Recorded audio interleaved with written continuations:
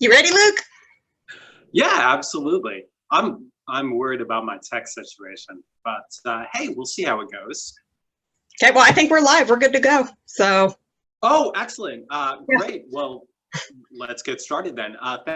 Thank you everyone for joining us. My name is Luc Williams and I'm a Senior Research Director at Accelerant Research. And I am here presenting with Courtney Thabet, who is a Market Research Manager at Caesarstone. And we are going to be sharing some results from some recent personas work that we partnered together to do. A few things. I think is a really interesting piece of work anyway. So it should bring a lot of value to the table if you have done such work recently or are considering doing such work in the future. It's a really nice case study on things that go well and a piece of research that is really high impact. In addition to sharing the results, one of the things we're going to be walking through is the process we used. There was a lot of upfront work that we feel very strongly contributed to the success of the research and its successful use by Caesarstone in the field. So I will turn this over to Courtney and she will get us started and give a quick introduction to her brand, Caesarstone. Great, thank you so much, Luke. Thanks everyone for joining us today. I want to start just by giving some background information. I'm going to take advantage of the situation and answer Bill's question and say I got started in research in a very roundabout way. I thought I would be a marketing executive.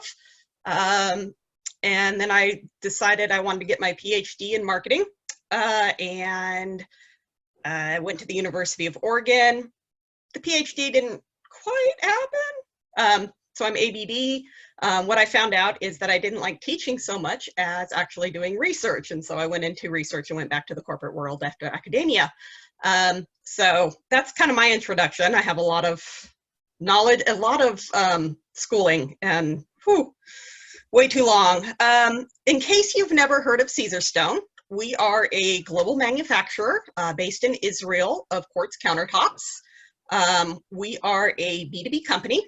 We provide our countertops through 3 main channels, which you see here. And then these channels sell directly to our end consumers, the homeowners and renovators that are putting in new countertops.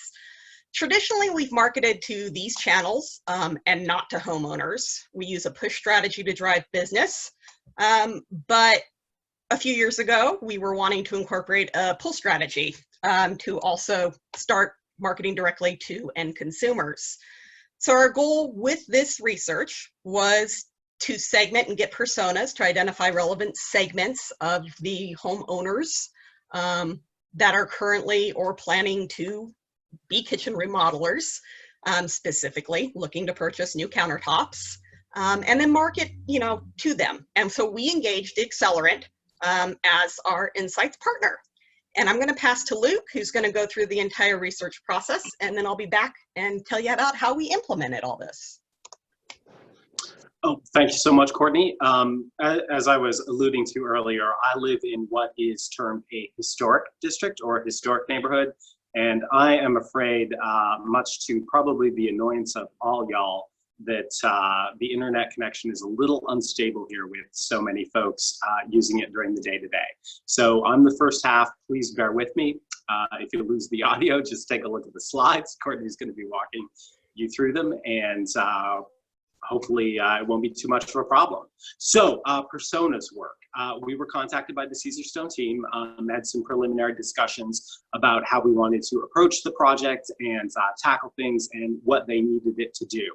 The first thing at Accelerant we really got the sense of was how impactful this work was going to be. It was going to be used at many levels of the organization, and there was really a lot of expectation for the work. We wanted to make sure that we were building the work on a really solid platform and that it would go forward and meet the needs of folks and really do what they needed it to do when they were kicking the tires on the back end. At Accelerant, we feel that planning for any successful journey begins with a map, and we feel the same about market research. So we sat down with Caesarstone and we built a map for this. You can see an outline of the approach on the slide. You can see it's got a lot of steps. It's divided into basically 3 phases. There's a groundwork phase, a logistical phase where we do the actual design and fielding and analysis, and then an implementation phase where Caesarstone, that is to say Courtney, takes the work back and really builds it into the DNA of the organization. As far as the groundwork phase goes, there are 4 steps. I'm going to put a lot of focus on these. First one, development of an insights platform. Second one, we convened a council of war. Thirdly, we made sure that we had clearly defined the objectives. I know this is something that we get to in the scope of work. It comes out with the RFP, the request for proposal. But for something this big and this foundational, we really felt it was important to get all the right folks in the room and have an additional discussion about it so that we were building research that would really work for everyone. And then we moved on to first draft of the survey tool. So Courtney, do you want to jump us onto the next slide?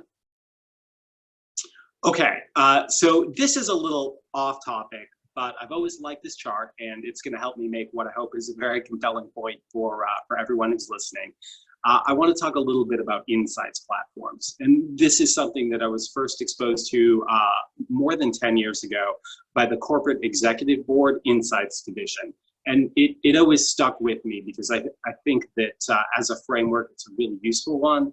And I do think that sometimes we sort of overlook it as a tool.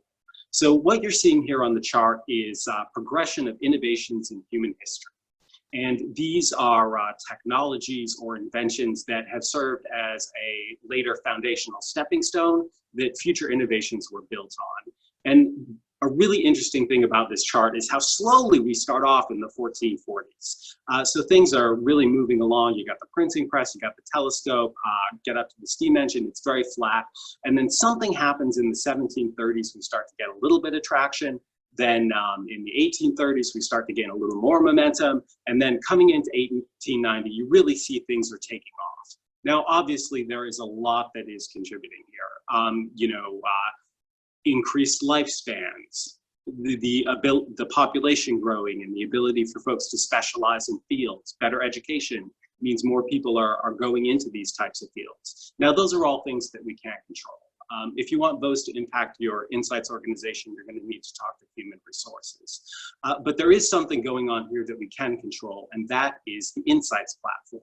So this is something that was first introduced as a concept in 1731 by the Royal Society of Edinburgh, and they published a collection of peer-reviewed medical articles. So they're reviewed by peers, they're of high quality, they're getting published and distributed.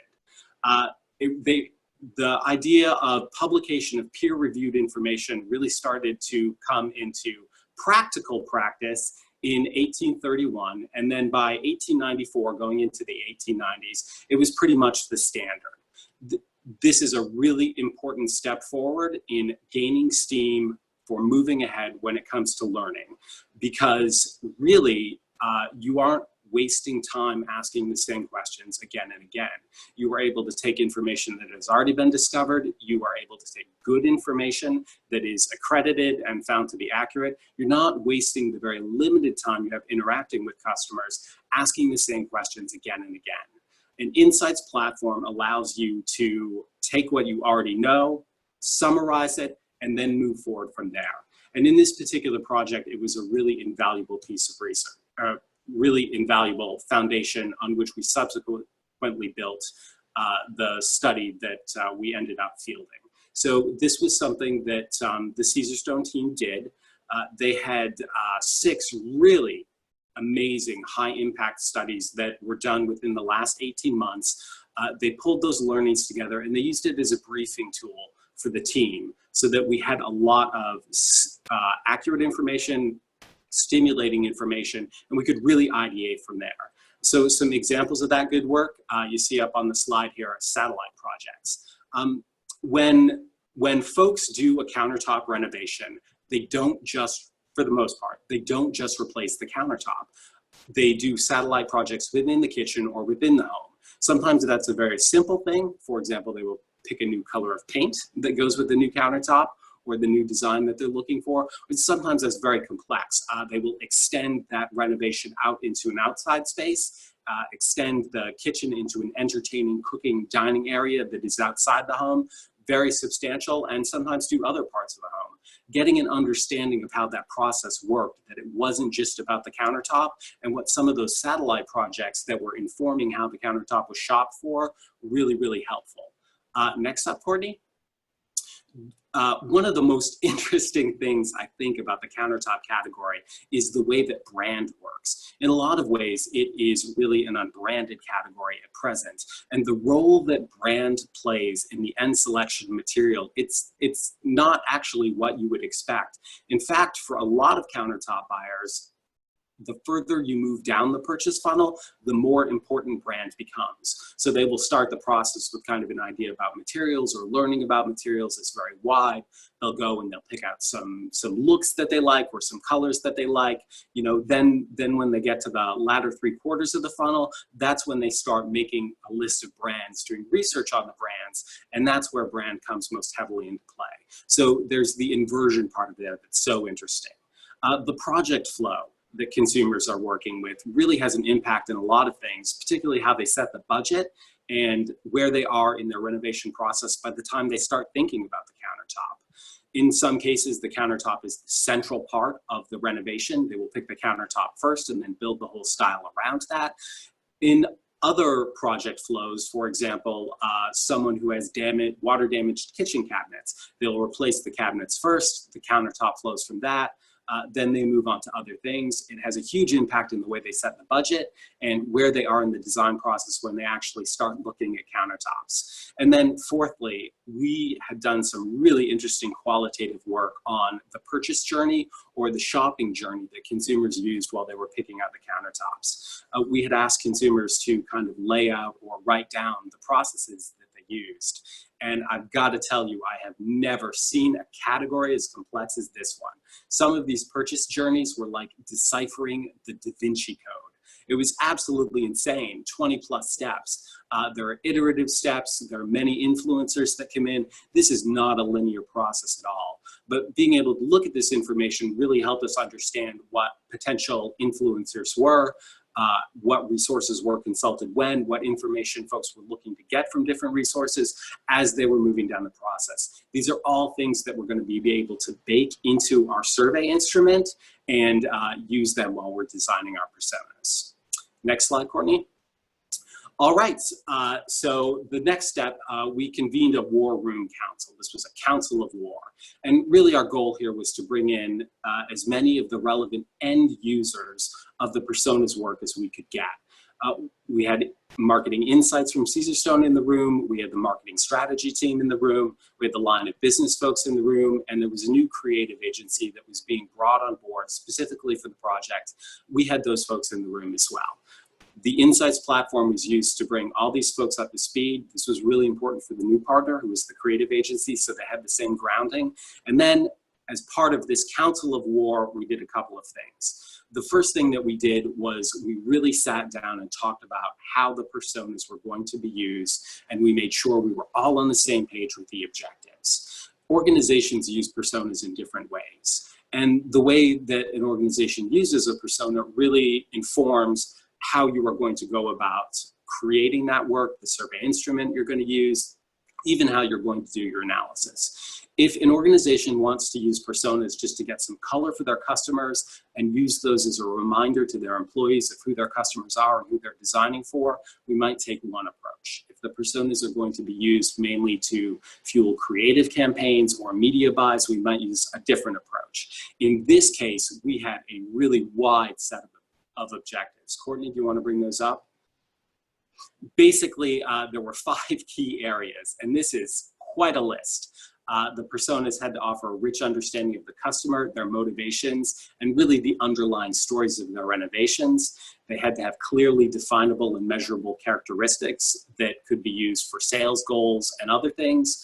Personas needed to provide insight into the relative value of different segments or persona clusters to allow to prioritize marketing efforts and product design and sales goals and a bunch of other things. The personas needed to assist in broader strategic work, and this was including but not limited to what sales channels folks were going after.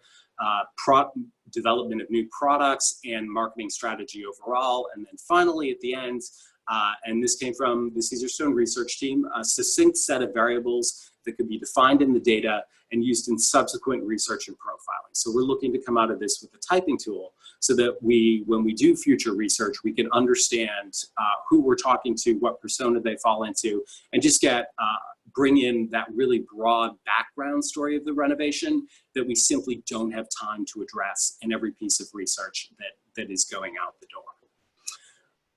Okay. So next, the next thing that we had the team help us with was development of the instrument.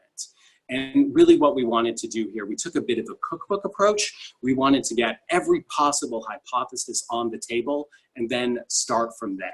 So this is really a place where the beauty of having the War Council and all the folks in the same room really came together. Everyone brought something different to the table.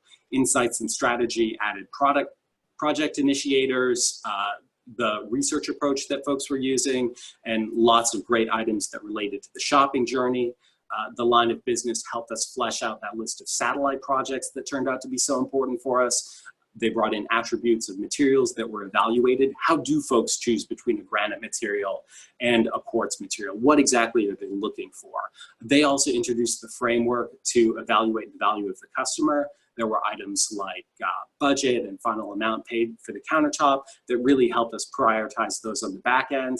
And also they brought in renovation goals. This is something that probably wouldn't have occurred to us at Accelerant, so it was a really great conversation to have. People renovate for really different reasons. There are practical reasons. There's damage, or they want to be able to use their kitchen for a different type of cooking. There are social goals for renovations. They want the kitchen to be a showplace for the home and really, wow guests who come in and use it to entertain. And there are emotional goals as well.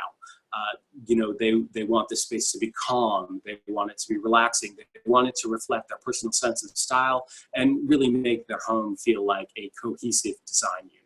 The creative agency brought stuff to the table, a lot of inspiration elements, inspiration influencers and sources. Style orientation was a big piece that the creative agency brought to the table that might not have gotten into the tool otherwise. And style orientation is a really interesting one. It turned out to be very important. There are folks that take a very practical lean for the kitchen. They want it to be able to do certain things. More storage would be an example. There are also folks who are really looking to reflect their sense of self, or they want really clean lines.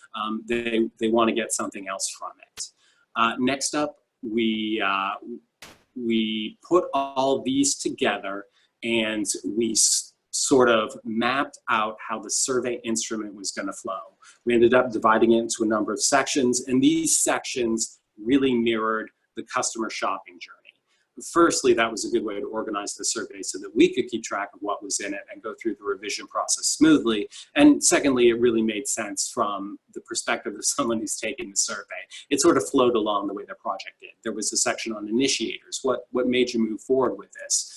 There was a section on inspiration and design, all the way through to the end of the process when they actually made the purchase of the countertop. And then finally, something that another great piece that came from the Council of War, after the countertop was installed, was there a promotional process that went on? Are these folks who bring in guests and show it off and talk about the brand? Hey, here's the new kitchen. Are these folks who take photographs of the countertop and are posting them on social media? So we ended up with what we felt was a really comprehensive list of possible attributes and items that we could really dig into and would certainly be able to meet all the objectives. We also ended up with a long list, a very, very long list, actually a list that was impractical due to length. So our next step here was to go back to the War Council and go through a refinement process. Probably going to induce a little post-traumatic stress syndrome in some of those folks who are participating in this conference, who were part of this process, because it was a pretty lengthy one. But there were several rounds where we consolidated. We sort of flagged things that we felt were less important, would be less practical to make strategic and marketing decisions, things that were iterative, and we started paring those down. We got about a 20% reduction. We ended up with a survey that was about 20 minutes and contained 100 plus attitudinal attributes that we really all felt good about it. So then we moved on to programming, testing, and fielding. And we talked with 1,000 folks who had renovated their kitchens and replaced a countertop in the past year. Next slide, please. Okay. Once we got the data in hand, we started the analysis. And in this case, our process is pretty involved. We basically had a 4-step process. If anyone has any really detailed questions on the way the segmentation and modeling was done, I can set up some time for you to speak with Dr. Paul Rubenstein, who is our senior data scientist here at Accelerant, and I'm sure that he can walk you through the steps in detail. I'm just going to hit these at a high level. 4 steps. We started off with summarizing what we would call the principal components. So we're starting off with 100 plus survey items. And there are some things that we're going to put aside, demographics, for example. You know, if we were doing a true segmentation, we might feel a little differently, but items like income, budget, where the actual countertops were bought, we're seeing these as profiling elements. Among those that were left are 10-point scale attribute items. We really want to make sure we highlight the items that have the strongest correlations to behaviors of interest. Now, this marketplace, so that we included them in the clustering work that was done subsequently. The marketplace, as I mentioned, and Courtney's going to get into in a bit, this is a really, really complex one. Also, the personas have the task of not only looking at folks that ultimately purchased quartz countertops or purchased from Caesarstone, but there's a persuasive element as well. We also want to understand folks who made other decisions, and if there are ways we can kind of speak to them or bring them over to consider quartz or consider Caesarstone. So for actual correlations, there's no definitive dependent variable. However, we are going to look at we're going to look at folks that did make the decision to purchase quartz, and we are going to look at folks who did make the decision, the right decision, to buy a Caesarstone countertop. We want to see what the strongest correlating items to those two activities are, because we want to make sure that we're including them in the clustering set to see how they perform. Then we move on to clustering. We used a k-means cluster analysis, and really we're trying to identify potential clusters in the data and create topologies of individuals within that population. Next up, third step, we use discriminant function analysis to look at goodness of fit indices for these potential solutions, and we're really trying to identify which of the survey items within each of the clusters that we're identifying best account for similarity and disparity across the groups. From that, we're going to pick some strong solutions, and we're going to do some preliminary profiling to see what the stories of those solutions are. Courtney, next slide, please. Okay, do you want to bring up, Courtney, the, yeah, there we go. Okay, so a few things to keep in mind whenever we're talking about personas and profiling.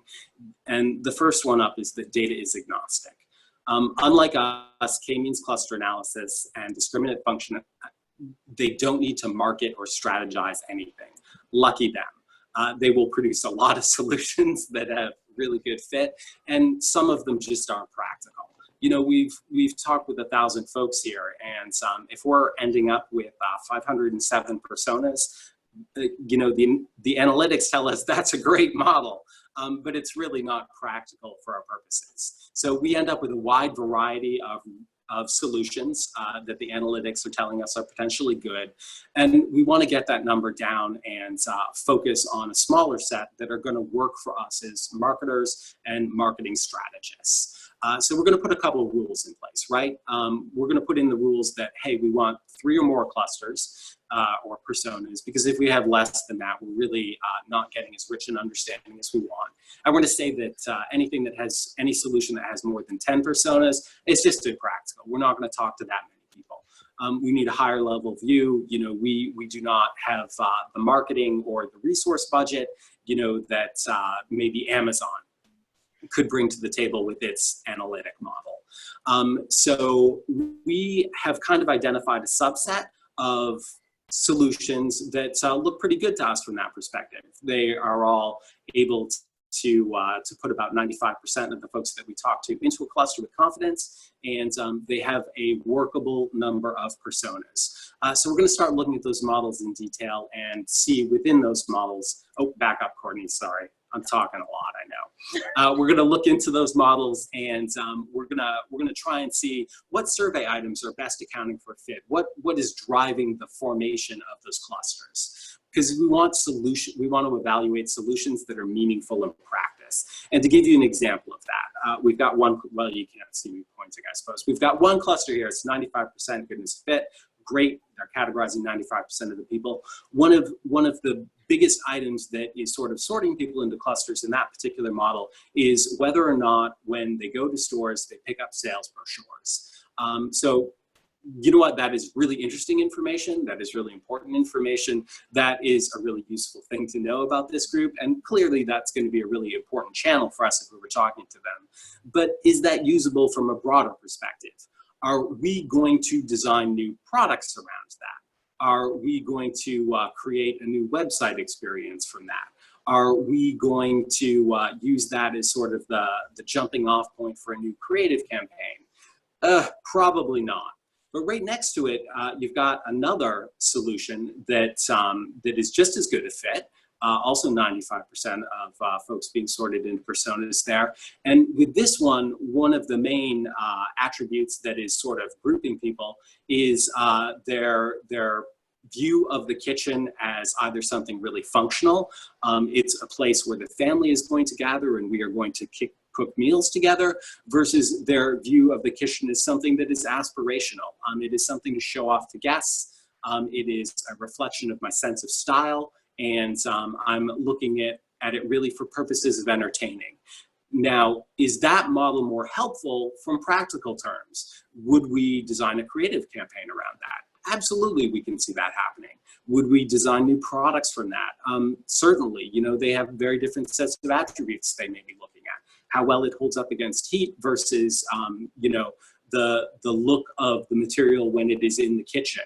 Would we design a website experience from that? Absolutely, that could be a great jumping off point for that. We really like that solution better than the other one because it feels more usable to the end user. So we've identified a couple strong candidates, and Courtney, if you want to jump ahead to the next slide. And there's one in particular that is really catching our eye. It is a 4-cluster solution. You see the clusters there, A through D. It meets our 95% threshold. It has a manageable number of clusters. And one of the things we really like about it is that the survey items best accounting for fit, similarity and disparity among how the clusters are coming together, they are really meaningful from a usability standpoint. So our next step here, we're gonna kick the tires on this one a little bit. We're gonna do some preliminary, you know, high-level profiling of these groups. So we're going to look at some of the non-principal components that don't inform how the clusters come together and see if there's a really strong story that starts emerging about these people and the persona that they belong to. So at the top of the slide here, these are 3 examples of things we looked at. One of them was, are they able to recall the brand of countertop that they purchased? So we've got our 4 clusters here, A through D. And yeah, we see some really interesting differences. Compare and contrast personas D and C, if you will. So indeed, 90% of these people, absolutely they can recall the brand. Brand is really important to these folks. They probably shop by brand, they recall the brand, they're telling other people about how great the brand is they bought. Compare that to cluster C. You've got 57% of folks who are coming together in this cluster that know what brand they bought. They're able to recall it, but 43%, they have no idea. That's nearly half. Clearly, they were focused on other things during their shopping and material selection process. Really interesting. Secondly, a second example here, we have area of residence. And again, we're just seeing a really meaningful set of differences between these groups. If you look at cluster B, for example, they are more than 2 times likely than the average countertop buyer to have a rural place of residence. And if you look at cluster A, 23% versus countertop buyers is in whole. These are not city dwelling folks, they are suburban all the way. Interesting stuff.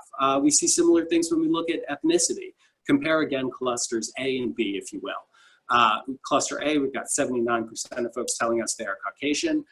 Cluster B, it's really a lot more diverse. We have a lot more folks who identify as Hispanic, falling into this group. We continue going through this process, doing the high-level profiling with a lot of these other non-principal variables. And the question that we are asking ourselves, do we understand the stories that this model is telling? Is it an understandable story? Is it a relatable story? Do we have a sense of who these folks in these personas are? And is that information that the business is going to be able to react to? And our answer to that is absolutely yes. So next step, we do a little more profiling and we bring this solution back to the Council of War.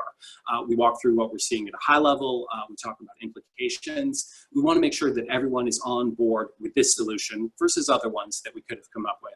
The answer is yes. We're feeling good about it. Intuitively, it makes sense. This is a really rich diving off point. So we continue the analysis process and we do extensive profiling on the clusters and we put together their stories. And Courtney is now going to take point and walk you through the, introduce you to our personas. Courtney?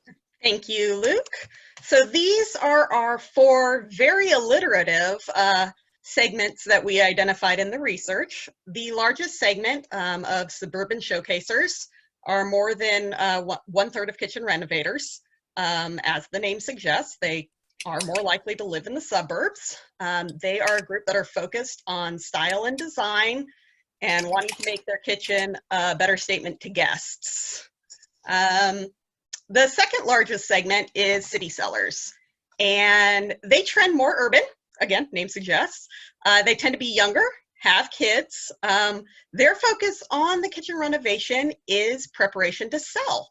So they're looking to renovate so they can sell their home and get more value out of it by renovating the kitchen. Our third segment at 21% is our brandless budgeters. These skew younger, male, and oh wait, no, that's the next one. Sorry, the brandless budgeters. Ooh, I'm getting ahead of myself. Focus on low cost. So their primary goal here is to save money. And they undertake their kitchen renovation just because they're sick of their old kitchen, which I can completely understand. The last segment is rural remodelers, the smallest segment. These are the ones that are younger and male and tend to over-index on Hispanic. They tend to undertake larger remodeling projects and are much more practical on their use of the kitchen as a place for meals. So they have much more practical kind of focus there. 2 segments in particular really stand out as matching our product and being targets for marketing, and that would be city sellers and suburban showcasers. I'm going to walk you through our main target, which is Suburban Showcasers, and how we have through the last year and what we are currently implementing using this research. So taking a look at our main target here, and Luc, if you could mute because we can hear you typing. Oh, I apologize. That's okay. The Suburban Showcasers, you can see these are the actual slides that Accelerant provided to us at Caesarstone. There is, as you can see, a lot of information to work with, this doesn't even, these are the summary slides. So there was a lot more analysis than just this as well, which was just provided a wealth of information for us to use. So when Accelerant presented this research to our team, I love this just because it made me laugh then, it still makes me laugh. They described this segment as low-hanging fruit for us at Caesarstone, which is absolutely spot on. Not only are they the largest segment, which is obviously very attractive to us, much better than having, say, 8% of the population fit. Their natural attitudes, their behaviors, and their priorities make Caesarstone a good fit for them as well. So our brand fits them, they fit our brand. So it's great.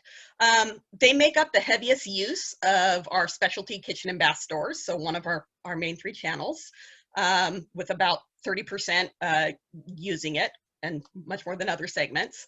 And they're actually the lead purchasers of quartz, with 31% purchasing quartz. Their important factors for the countertop itself include durability and ease of cleaning.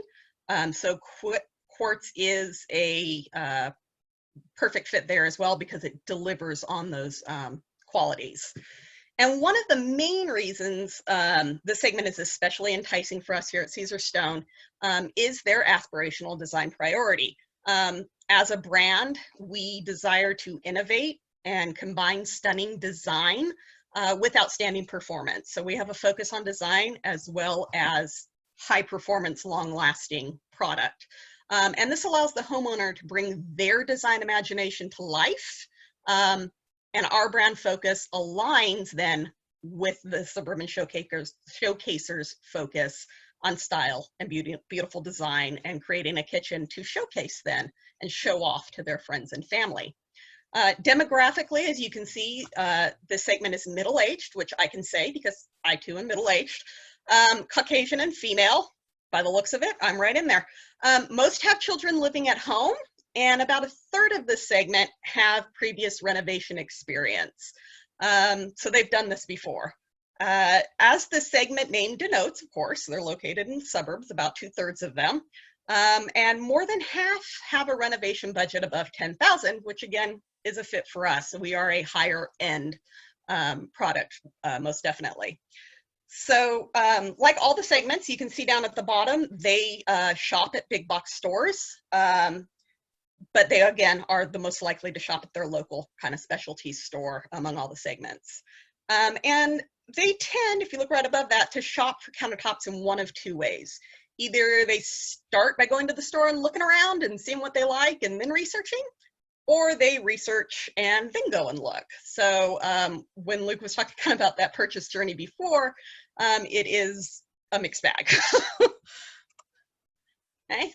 Our second in detail slide about Suburban Showcasers, looking a little closer at their attitudes towards home, because these were very important to us and are important going forward with how we implement. Their home for them is a place to express their own personality, their own style, and to create memories. Their home, in doing this and making it personal, gives them a great sense of accomplishment. And it's very important for them, for the kitchen to be an inviting gathering space. So they really want that kitchen to stand out. These attitudes all combine together into kind of what is the big project initiator for this group, which is showing off, to make a statement with their kitchen. And being as they like to entertain and create memories in their home, obviously the kitchen is going to be an important place for these activities. So this group, they aim to have this stylish, beautiful design that reflects who they are. And they're visual shoppers. They want to see not just the countertop in detail and what it looks like. They want to see the countertop in situ. They want to see it in a kitchen.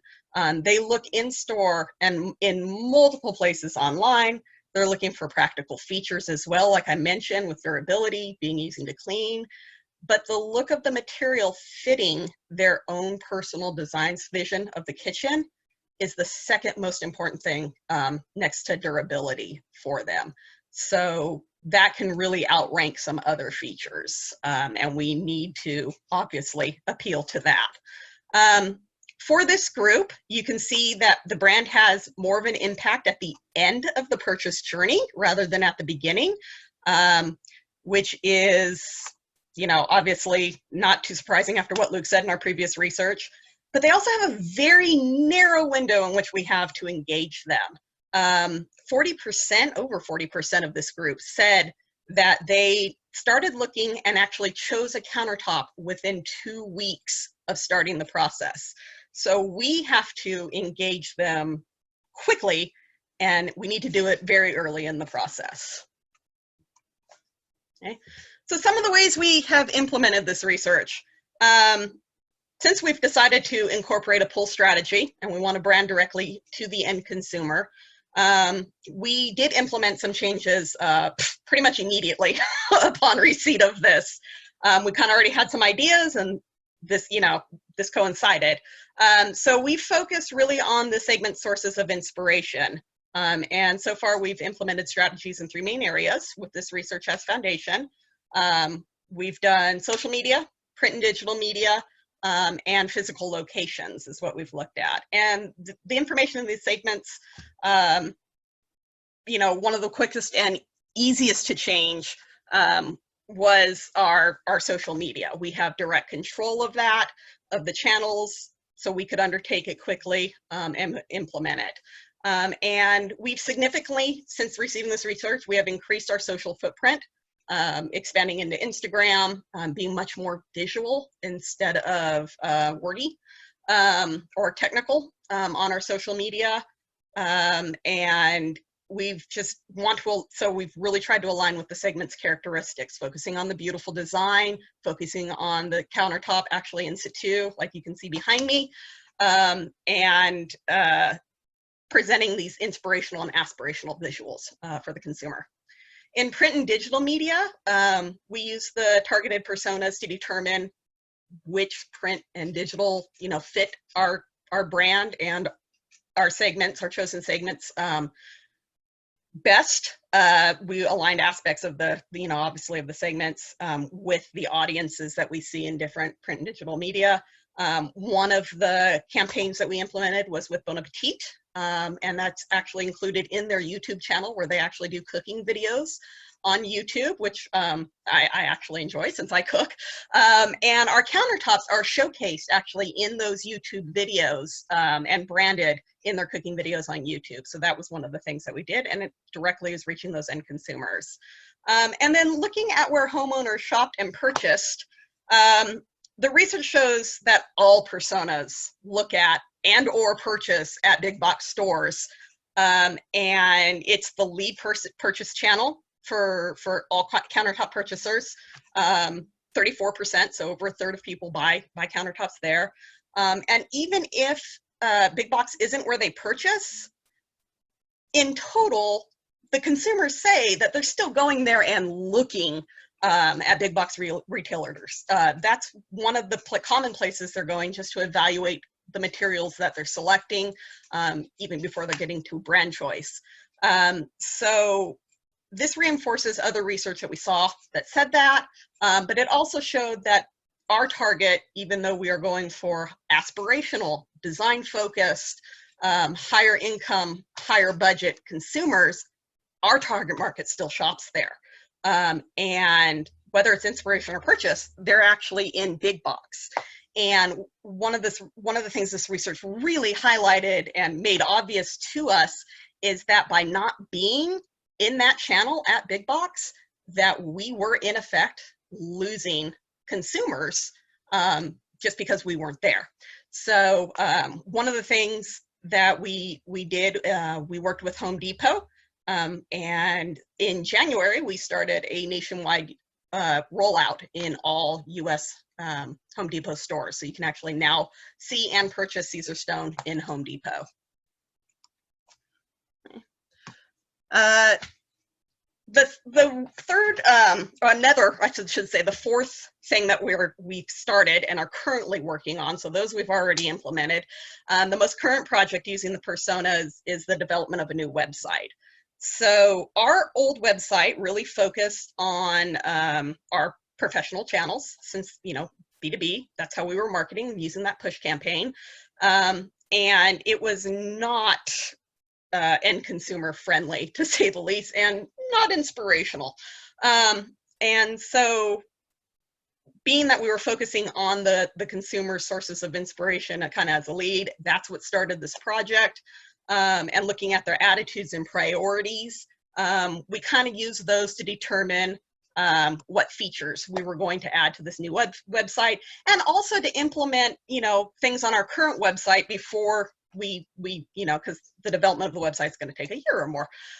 So we started by just adding some features to the current website, things that were simple. For example, the visual shopping kind of aspect, and you know, wanting that the countertop in situ and things like that.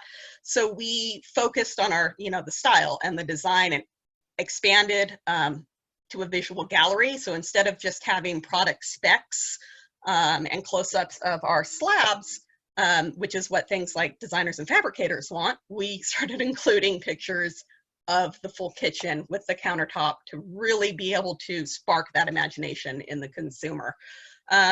We also have expanded on providing visuals with adding a visualizer to the website so the consumer can virtually design their kitchen. And we have incorporated things like mood boards, where you have our countertops with certain colors and themes that the homeowner can use for inspiration. Sadly, the way the current website is designed, it's not especially user-friendly. Some of these things can be hard to find, which is, of course, why we are designing a new website with the end consumer in mind and developing that currently. So in developing this new website, we're using 3 main aspects. I mentioned inspiration, attitudes, and priorities. A few of the features that we are adding include ready-made themes, a budget guide, and some personalization.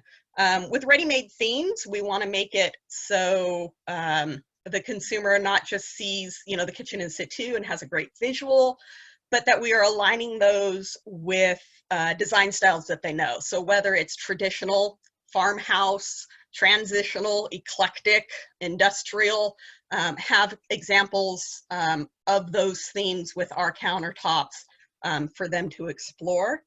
For the budget guide, one of the things for all consumers is that they set a budget for their renovation. Whether or not they actually use it, they set it, and it's of some importance, at least at the start of the project, and stays important or not depending on the segment.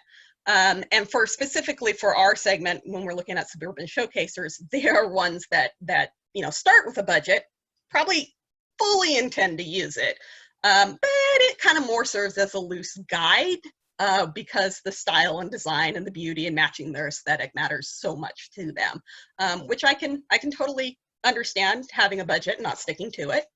Not saying anything there, but I can understand it. So we decided that we wanted to include something like a budget guide on there so we can really help them kind of see and kind of give knowledge on what a true kitchen renovation may cost. And then with personalization, we are adding features to our website that I cannot go into specific detail on, but our goal is to make it a personal site since our target segment really wants that personalization and personal sense of style. And we want it to be a personal experience. So we really want to focus on being interactive and providing an experience for them. So we are adding features to highlight that. And the second element that we are looking at is, the approach to countertop shopping. So as I mentioned before, it's pretty split. Most people look first, then research, but our very large majority of nearly half do research up front and then go looking at a retail location. So, oftentimes the consumers are going through this process multiple times. They go back and forth, looking online, researching, going into the store, looking, going back online. As Luc mentioned, it's an iterative process. They go through it and it can go on and go through it multiple times. This is a very high involvement decision. So a lot of thought and everything goes into it. So we took that knowledge of how homeowners shop, looked at the consumer journey. This here is a very simplified journey for you to look at, but it gets to the point where it is iterative. It is not linear at all. It can go back and forth and they can spend quite a bit of time in it. With this journey where the consumer starts, they're starting with an overall lack of knowledge. And we kind of get this from previous research. We saw it a little bit with this research, but we want to make sure that our website hits on all these areas. So, they tend to be overwhelmed by options. There's a ton of options out there. We have material choice, whether it's granite, quartz, solid surface. Before I worked at Caesarstone, I could not have named all the countertop choices. There's the different colors, and depending on the surface, what colors can be available. So if you want, a lime green countertop, that's going to narrow your material choice.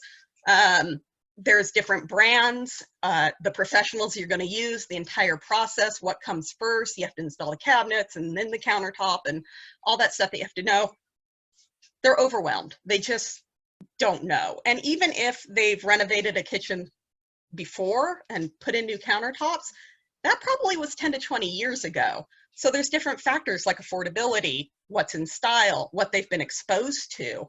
And so they're often restarting with little knowledge, even though they've done this before this time around.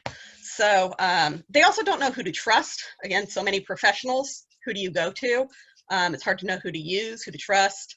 It's difficult to determine what our product's gonna look like, you know, what the quality is outside of context. So I think that's one of the reasons, you know, with that having that visualization is so important, because it is a product people want to see and touch, and you want to see it as close as possible to what it would look like in your own kitchen. There's time and budget restrictions. So it's not just the time it takes for the person to decide, but the entire installation process is long, can take 4 to 6 months. And everyone, of course, has a budget. But they're also not realistic or don't know, you know, have a lack of knowledge surrounding the total time and cost of a kitchen renovation. So they may think it will cost $5,000, and that's not even close. Or that it will just, oh, it'll take a month. And again, it can take up to half a year. So there's a lot of uncertainty and stress in managing this entire process. And really our goal is to be in the process from ideas and pre-planning all the way through post-installation. We want to be their constant companion, is kind of the idea. So looking specifically at the iterative part of the consumer journey, you know, Luc have alluded to it, I've talked about it a little bit, but the consumer isn't, when they're shopping for a countertop, they're really shopping two things. They're shopping first the material of the countertop. So do they want quartz, or do they want granite? Do they want solid surface? Do they want laminate? What is going to be most beneficial and fit within their budget, and things like that for their renovation. And only once they know the material, then do they choose a brand. So they're going through this process iteratively for the material and for the brand, which just makes it go over and over and over again. So looking at how they're going into the purchase journey, you know, do they even know what kind of material they want? Material choice, looking at Suburban Showcasers, you can see it's pretty evenly split. Some go in knowing exactly what countertop material they want for the project, but most either are pretty open. They either have a short list or don't know at all about the material. And so you can see, because of that, you know, there's a benefit to being in early and pre-funnel with the engagement with the consumer. And, you know, we want to pretty much on the website, get them early and keep them. Our goal is to first sell the material and then sell the brand. And to assist in the material choice, the website needs to highlight the most important aspects of the consumer selection criteria. So if you remember, for Suburban Showcasers, their first criteria was durability, and then third and so on were also other practical elements like being easy to clean, having low upkeep, being heat resistant, mold resistant, mildew resistant, all of which are benefits that quartz has over other materials, but that we need to highlight on our website. And then to appeal to Suburban Showcasers' second selection criteria of having that look, material, fit, that's where our personalization of the website comes in as well. All right, so if we're selling material, then the brand, this specific graph shows that for Suburban Showcasers, again, that the brand is most important, or tends to be most important for them, are factored in at the end of the purchase journey. And this really emphasizes why the website must, I mean, absolutely has to address the consumer's decision on material selection and highlight the benefits of quartz. It has to really draw in our homeowners in the pre and early funnel, you know, really that haven't decided on a material, let alone a brand. It's especially important for suburban shoppers because of that, more than 40%, 2 weeks or less. It's quick and early. We have to draw them in, or we're going to run the risk of not getting them at all. And then after we've convinced renovators of quartz, then our focus would shift to, hey, Caesarstone's the best quartz that's out there. Here's why you choose us. So our goal is to grab the consumer with all these strategies, keep them through the entire countertop purchase journey. And these personas has really helped us to do just that. It's been absolutely fantastic. And we have many plans coming up in the future where we want to, which sadly on hold being with everything that's going on right now, but where we're going to use that typing tool and further, further question some of these renovators and things like that and get more information. But we have all kinds of ideas in the pipeline for future use for this as well. So what we have found with this research, it's been very successful.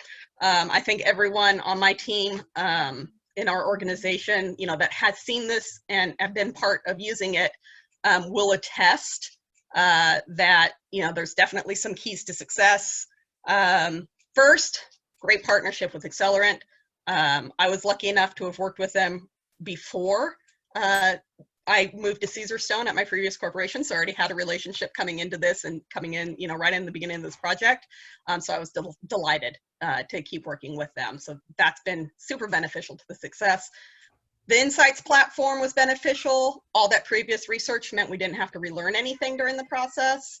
The War Council, having all the stakeholders in the room, face-to-face, and have all those objectives set in stone before we got started. Perfect. All the objectives were met. The iterative design of the survey also led to success. It took a lot of time going between us at Caesarstone and the guys at Accelerant and the creative agency and, all the different levels of Caesarstone since we're global and all that fun. It was a little painful. We had over 20 drafts, I believe. But in the end, for the use we've gotten out of it, definitely worth it. That iterative analysis, so we knew the right aspects of the survey were being used, that the personas were coming out with this great story that was very usable for what we wanted to do. It enabled the personas, focusing on our objectives. It met the high-level demographic information we needed and giving that rich, detailed story. And it's just led to, immediate implementation. And then, of course, like I said, still using it and plan on using it in the future. So that would be it. Thank you. I think we definitely ran a little long. Luke and I like to talk.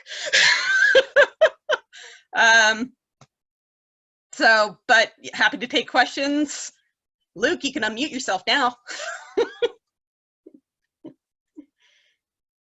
Hey, Courtney, it's Bill. Hey, Bill. So that was awesome, and thank you so much. Like I said, we did run a little long, which is totally fine. So what we're going to encourage you and Luke to do is jump into the chat, maybe converse with some of the question askers and try to take it offline. Absolutely. We are bumping up against our next presentation, which is cool. Stay engaged. That's what we're trying to do here. All right. Well, I'll stop sharing. Well, thank you very much, guys. Thanks for the applause.